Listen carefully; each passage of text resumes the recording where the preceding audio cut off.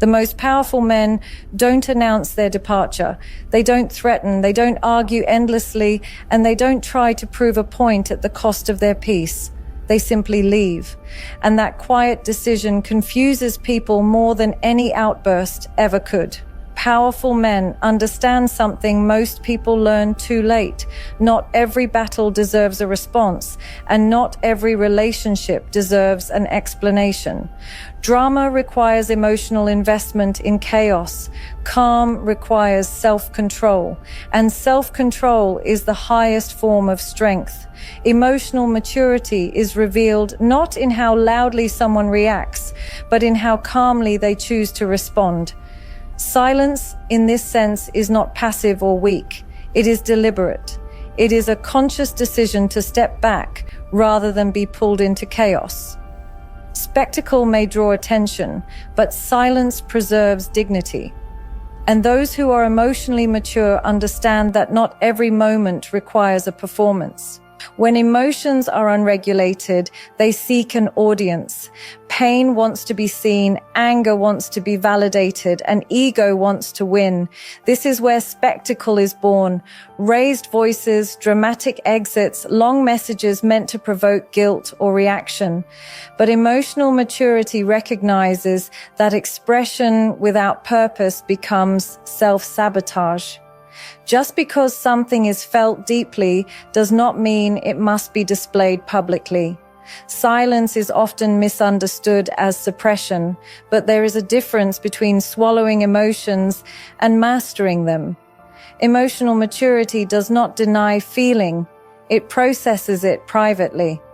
It allows space for reflection before reaction. Instead of responding impulsively, a mature person pauses, asking whether speaking will bring clarity or simply create more noise. Most of the time, silence answers that question. Spectacle is fueled by the need to control perception. It is an attempt to manage how others see the situation, to appear right, wronged, or powerful. But emotionally mature individuals have outgrown the need to perform their pain. They no longer measure their worth by who takes their side or who feels their absence immediately. They understand that self-respect does not require witnesses. Choosing silence is also an act of self-protection. Arguments often escalate not because of the issue itself, but because two wounded egos are trying to be heard at the same time. Silence interrupts that cycle. It removes fuel from the fire. It prevents words spoken in heightened emotion, words that cannot be taken back, from causing permanent damage. There is also a quiet confidence in silence. It signals inner stability. It says, I am not destabilized by this. Emotionally mature people know that reacting dramatically hands power to the situation or the person provoking it. Silence, on the other hand, keeps power internal. It is a refusal to let external chaos dictate internal state. Spectacle seeks immediate relief. Silence seeks long-term peace. Drama may feel satisfying in the moment, but it often leads to regret. Silence may feel uncomfortable at first, but it creates space for healing and clarity. With time, the need to explain, defend, or justify fades, replaced by a deeper understanding of what truly deserves emotional energy. Emotional maturity means realizing that not every truth needs to be spoken and not every emotion needs to be displayed. Some battles are won by walking away without noise. Some strength is expressed by restraint, and sometimes the most powerful response is choosing silence. Not because there is nothing to say, but because peace matters more than being seen. A calm exit is often misread as indifference or emotional detachment, but in reality, it is one of the clearest expressions of self-respect. It takes strength to walk away without burning bridges, without needing the last word, and without turning pain into performance. Weakness seeks validation through reaction. Self-respect chooses composure, even when emotions are intense. When someone stays calm while leaving, it means the decision was not impulsive. It was thought through, felt deeply, and accepted quietly. A calm exit reflects internal clarity. There is no need to convince, threaten, or dramatize, because the person leaving has already made peace with the outcome. They are not trying to win the moment. They are protecting their future. People often associate power with confrontation, believing that anger proves importance, but anger, when uncontrolled, hands power away. A calm exit reclaims it. It signals that dignity matters more than dominance and that self-worth is not dependent on how loudly one is heard. The absence of drama is not emotional numbness. It is emotional discipline. Self-respect understands limits. It recognizes when a conversation has turned into a cycle, when explanations are no longer received, and when effort is mistaken for obligation. Instead of continuing to give energy where it is not valued, self-respect withdraws, calmly, without accusation, without spectacle. That restraint is not passive, it is intentional. There is also courage in leaving quietly because it requires letting go of being understood. Many people stay longer than they should simply to feel seen or validated. A calm exit accepts that not everyone will understand, and that understanding is not a prerequisite for peace. This acceptance is not resignation, it is maturity. A dramatic exit tries to force accountability through guilt or shock. A calm exit trusts time and absence to do what words no longer can. Silence after departure often speaks louder than any confrontation. It leaves space for reflection rather than defensiveness. It does not chase remorse or reaction. It stands firmly in self-respect and allows others to sit with their own behavior. Calm exits also protect the self from future regret. Words spoken in heightened emotion can linger as shame long after the situation has passed. Leaving with composure ensures that integrity remains intact. Even if the relationship ends, self-respect stays. That continuity of character matters more than momentary emotional release. Choosing a calm exit is choosing inner alignment. It means actions finally match self-worth. There is no need to punish, prove, or perform pain. The message is simple and firm. Access is a privilege, not a right. And when that privilege is mishandled, self-respect responds not with chaos, but with distance. In the end, a calm exit does not mean the pain was small. It means the person was strong enough to carry it with grace. It is self-respect in motion, quiet, steady, and unshakable. Men who know their worth do not bargain with their dignity, because dignity is not something to be earned through tolerance or sacrifice. It is a non-negotiable foundation. When a man is rooted in self-respect, he does not adjust his standards to keep peace, approval, or proximity. He understands that once dignity is compromised, everything built on top of it eventually collapses.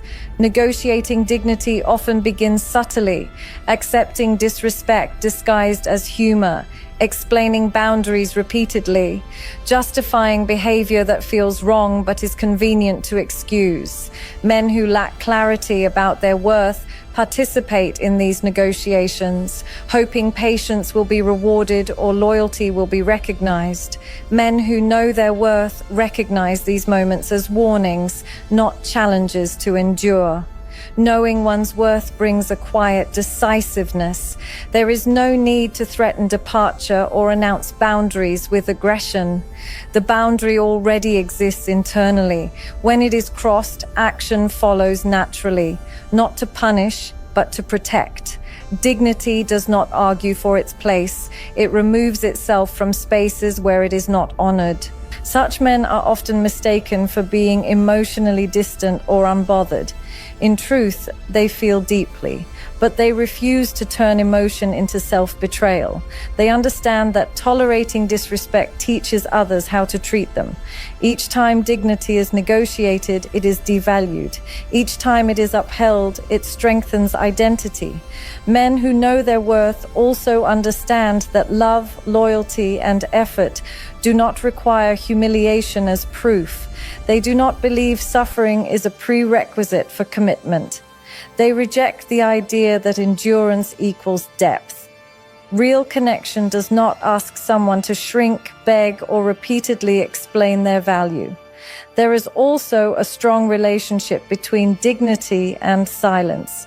When disrespect becomes a pattern, explanations lose their power. Arguing for dignity implies it is debatable. Men who know their worth avoid this trap. They let consistency replace conversation. Distance becomes the response where words were once ignored. Negotiation implies fear of loss, fear of being alone, fear of starting over. Men rooted in self-worth are not fearless, but they are no longer controlled by these fears. They would rather face uncertainty with integrity than certainty with self-disrespect. This choice is not dramatic. It is grounded. Walking away without compromise is often misunderstood as pride or ego. But ego seeks to dominate. Dignity seeks alignment. These men are not trying to prove superiority. They are simply unwilling to participate in dynamics that erode their self-respect. Their standards are not weapons. They are filters. In the end, men who know their worth do not negotiate their dignity because they understand its value is intrinsic. It does not increase through validation or decrease through rejection. It remains intact as long as they choose to honor it. And that choice, repeated quietly, consistently, is what defines true strength. Drama often feels powerful in the moment, because it gives the ego exactly what it craves: attention, validation, and a sense of control. Loud reactions, emotional displays, and public confrontations create the illusion of strength, but they rarely bring peace. The soul, unlike the ego, does not thrive on noise. It seeks alignment, stillness, and truth. That is why drama may feel satisfying briefly, yet leave a deeper emptiness afterward. The ego is invested in being seen, heard, and proven right. It wants acknowledgement, even if that acknowledgement comes through conflict. Drama keeps the ego alive by turning pain into performance and struggle into identity. When someone reacts dramatically, they are often unconsciously saying, "See how much this affected me." The ego equates visibility with importance. The soul does not. The soul is not interested in winning arguments or assigning blame. It is concerned with inner coherence, whether actions, values, and emotions are in harmony. Drama disrupts that harmony. It pulls attention outward, away from reflection and toward reaction. Instead of asking, "What do I need?" drama asks, "Who needs to see this?" That shift is where self-abandonment begins. There is also a deceptive comfort in drama. It creates movement, noise, and emotional intensity that can mask deeper wounds. As long as there is conflict, there is distraction. The soul, however, requires honesty and stillness to heal. Growth rarely happens in chaos. It happens in quiet moments where uncomfortable truths can surface. Drama delays that process by keeping the focus external. Ego-driven reactions often escalate because the ego cannot tolerate being dismissed or misunderstood. It wants resolution on its own terms and timeline. The soul understands that some things do not resolve through confrontation. Some lessons unfold through distance, time, and silence. Drama rushes what should be processed. The soul allows space.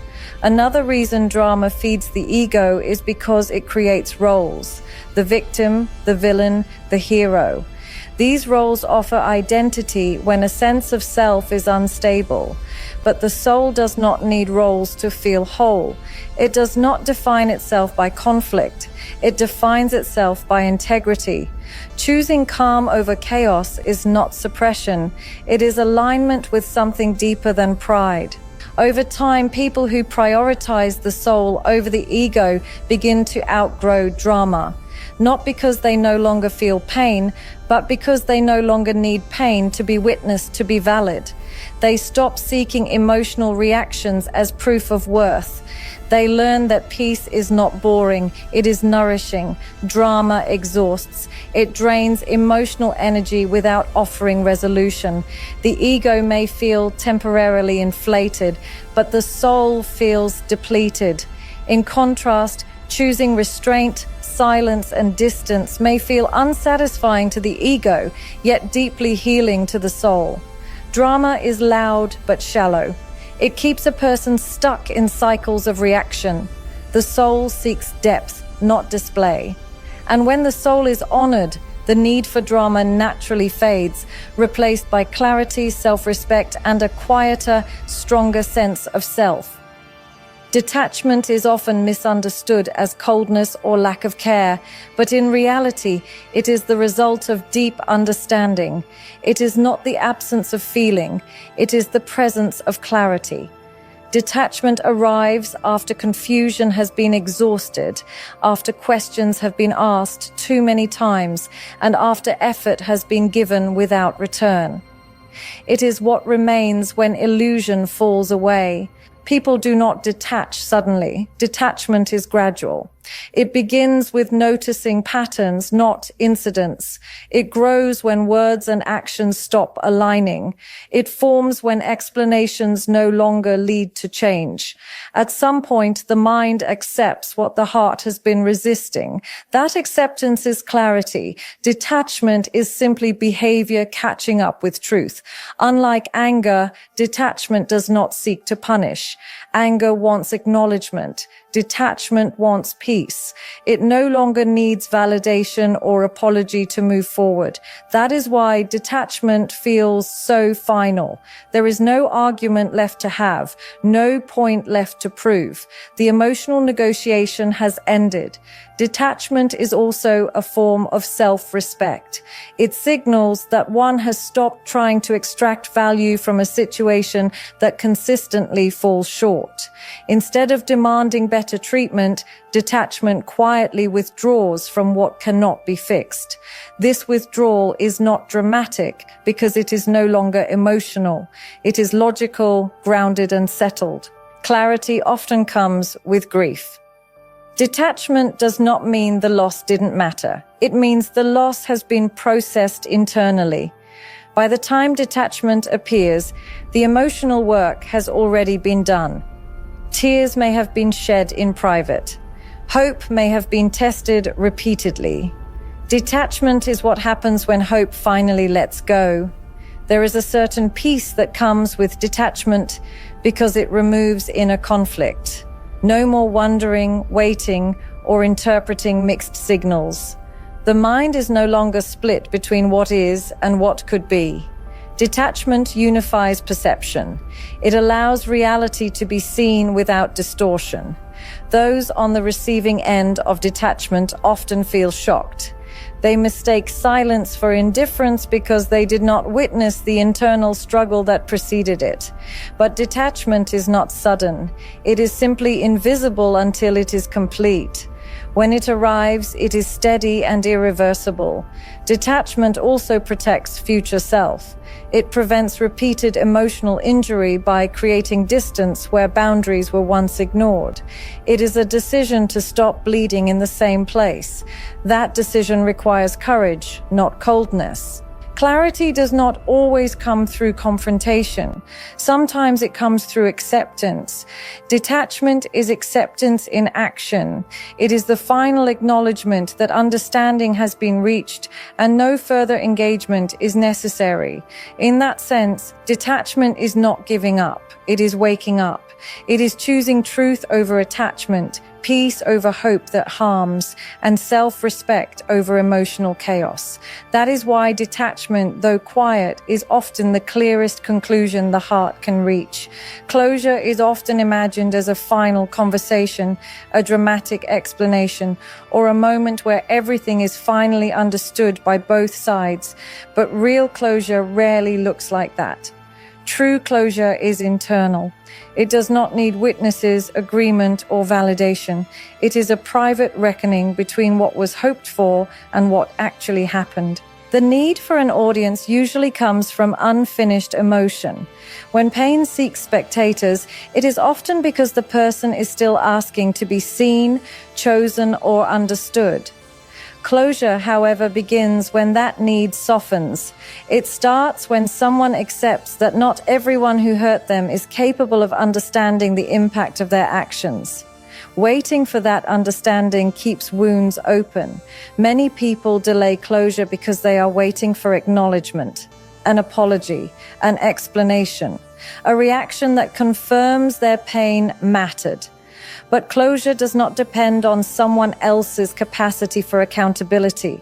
It depends on one's own willingness to stop outsourcing peace. When closure is placed in another person's hands, healing becomes conditional. An audience can even interfere with closure. Public explanations, shared narratives, and external validation often keep the story alive. Each retelling reinforces attachment. The mind stays engaged, replaying events, refining arguments, and seeking agreement.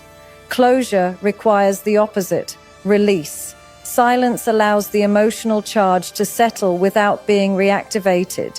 Internal closure is quiet. It looks like no longer rehearsing conversations that will never happen. It looks like resisting the urge to explain yourself to people who already decided not to understand. It looks like accepting ambiguity instead of forcing answers. This acceptance is not weakness. It is emotional maturity. Closure without an audience also protects dignity. Explaining your pain to people who cannot hold it with care can deepen the wound. Not every experience needs to be shared, and not every ending needs commentary. Some chapters close best when they are not read aloud. There is also power in choosing not to be seen in your ending. When closure is internal, it cannot be debated, dismissed, or distorted. It belongs entirely to the person who lived the experience. No one else gets to define when it is complete. People often fear that without an audience, their pain will be invalid. But pain does not require recognition to be real. Healing does not require applause. Closure is not a performance. It is a decision. A decision to stop seeking resolution in places where it will never be found. Over time, internal closure changes behavior. The emotional pull weakens. The urge to check, explain, or revisit fades. Not because the past is forgotten, but because it no longer holds power. The story ends not with confrontation, but with clarity. In the end, closure is not something granted. It is something claimed. It happens the moment one chooses peace over explanation and self-respect over being understood. And that choice does not need an audience to be real. Walking away peacefully is often mistaken for surrender, but in truth, it is the clearest boundary a person can set. Words can be debated, twisted, or ignored. Repeated explanations lose their weight over time, but distance is unmistakable. When someone chooses to leave without anger, threats, or spectacle, the message becomes undeniable. Access has ended. A peaceful departure usually comes after many attempts to communicate. Boundaries are first spoken, then repeated, then slowly eroded. By the time someone walks away calmly, they have already done the emotional labor. They are not leaving because they lack words. They are leaving because words stopped working. Silence becomes the final language. This kind of boundary does not seek to control or punish. It does not aim to teach a lesson or force regret. Its purpose is protection. Walking away peacefully means choosing self-respect over engagement, stability over chaos. It signals that the person understands their limits and is willing to act on them without drama. There is a quiet confidence in a calm exit. It shows emotional regulation and inner clarity. Rather than escalating conflict, the person removes themselves from it. This restraint is powerful because it refuses to participate in dysfunction. It says, "This no longer aligns with me," without needing to justify or explain. Peaceful distance often has more impact than confrontation because it creates space for reflection. Anger invites defensiveness. Calm withdrawal invites silence. And in silence, reality has room to be felt. The absence of reaction can be more confronting than any argument because it removes the distraction of conflict. Many people stay in unhealthy dynamics because they fear being misunderstood. Walking away peacefully accepts that misunderstanding may happen and chooses peace anyway. That choice reflects self-trust. It shows that validation is no longer required to uphold a boundary. The person does not need agreement to act in alignment with their values. A loud boundary does not need volume. It needs consistency. When someone walks away and does not return to explain, justify, or reopen the door, the boundary becomes firm. It is not enforced through threats, but through follow-through. This consistency is what gives the boundary its strength. Peaceful walking away also preserves integrity. There are no words to regret later, no emotional damage inflicted in the heat of the moment. Even if the relationship ends, self-respect remains intact. The person leaves knowing they honored themselves without becoming someone they are not. This kind of boundary is often misunderstood by those who are used to chaos. They expect reactions, arguments, and emotional availability. Calm absence disrupts that expectation. It signals growth. It shows that the person has outgrown the dynamic and no longer needs to engage to feel powerful. Walking away peacefully is loud because it is final. It does not negotiate, threaten, or explain. It simply acts. And that action communicates more clearly than any speech ever could. In the end, the most powerful strength is not found in confrontation, noise, or the need to be understood. It is found in restraint, clarity, and the courage to choose self-respect when walking away would be easier to dramatize than to dignify. Silence over spectacle, calm over chaos, distance over debate. These are not acts of weakness, but proof of emotional maturity. Powerful men do not leave loudly because they no longer need to convince anyone of their worth. They understand that dignity is not negotiable, peace is not optional, and closure is not something granted by others. When understanding fails, they choose detachment. When respect fades, they choose distance. When words lose meaning, they let actions speak. A calm exit, a quiet boundary, and a peaceful departure are not escapes. They are conclusions written with self-respect. They reflect inner work done privately, decisions made without applause, and strength that does not require validation. This is why the loudest message is often delivered in silence. When a man walks away without drama, it is not because he felt nothing. It is because he felt enough to finally choose himself.